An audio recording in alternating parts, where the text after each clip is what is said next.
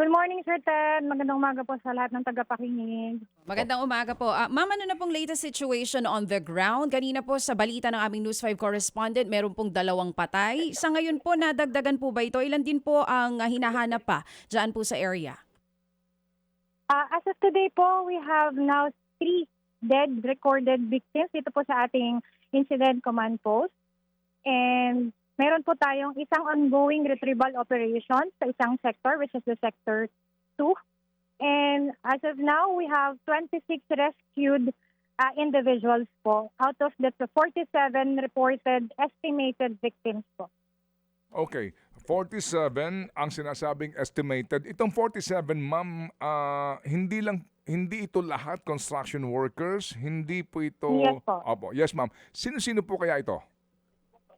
Yung iba po kasi, meron po tayo kasi affected buildings na tinamaan ng kanyang pagbagsak. Mm. So those were the adjacent hotel po na nakabook po doon. And then meron din po tayong reported na mga vendors sa paligid. May residents po kasi na nagbebenta ng pagkain para sa ating mga construction workers. Okay, okay. So, ma'am, yung pong sinasabi na naiipit pa, ilan po, ma'am, ulit? Isa na lang po yung ongoing natin retrieval operation. When you say retrieval, hindi na po ito rescue?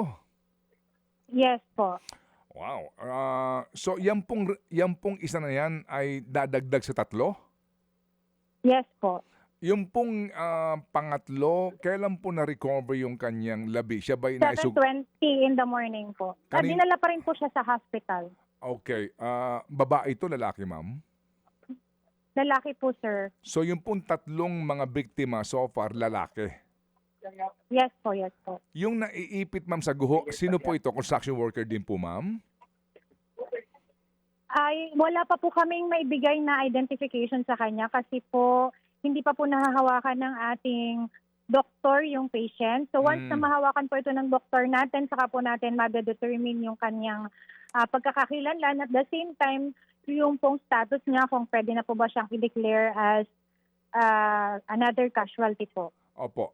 Ma'am, ilan po ang mga injured at sitwasyon ng mga injured? Meron ho bang grabe? Wala po Opo, tayong reported na injured but earlier yesterday, meron po tayong 10 na initial na transport po sa hospital ng San Rafael Lazatin Hospital po.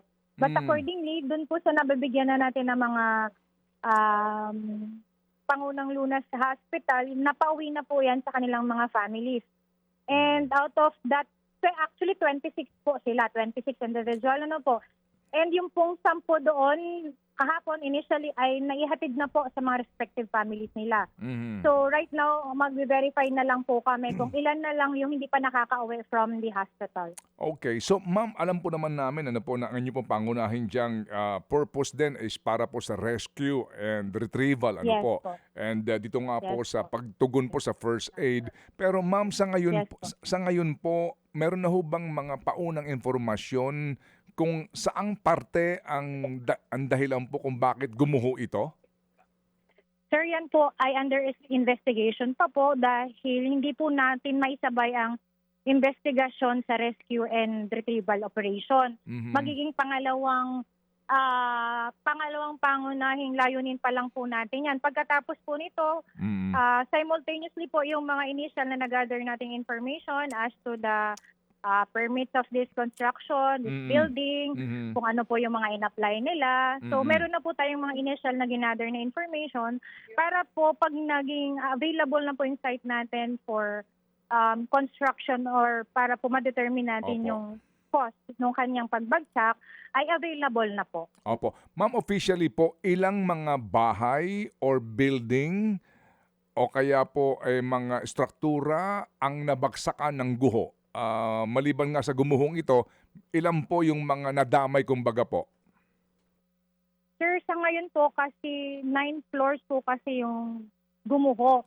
Sa exact na bilang po ng building na naapektuhan sa other side, hindi po kami makapagbigay ng bilang. Okay. But definitely po, meron po siyang mga katabing hotels or condotels na affected po partially. And meron din pong residents or kabahayan na malapit sa area na yun po ay initially nagsabi rin na meron na damay sa kanilang portion po. Opo. So for the exact, kasi po medyo, kung makikita niyo po sa aerial view dun sa mga reports natin, malaki po yung coverage ng kanyang pagbagsak. Yes, ma'am. Yes, ma'am.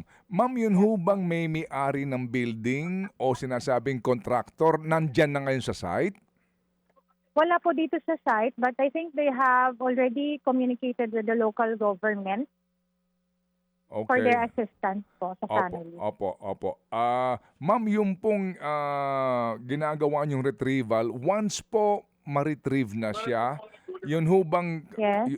yung kaukulang pong area, magkakaroon pa ho kayo ng last sweeping dito just to make sure? Yes po, yes Opo. sir. Another thermal scanning po tayo or using our K9 units po bago po tayo mag-proceed kasi baka kung meron pong signs of life, magre-rescue pa po ulit tayo. Kapag wala na po, magre-retrieval po tayo. Okay, sige po. Ma'am, salamat po sa inyo pong panahon at informasyon Thank you, po sir. na Good ibinahagi sa morning. amin. Salamat po na marami. Thank you.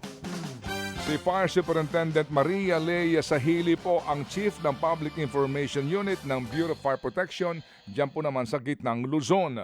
Mga kapatid, patuloy po kayong tumutok sa 105.9 True FM para sa totoong balita, impormasyon, music and entertainment. Mag-subscribe sa aming YouTube channel at podcast at sundan nyo kami sa Facebook, Instagram, X at TikTok sa True Network PH. Bisitahin din po ang aming official website, truefm.ph.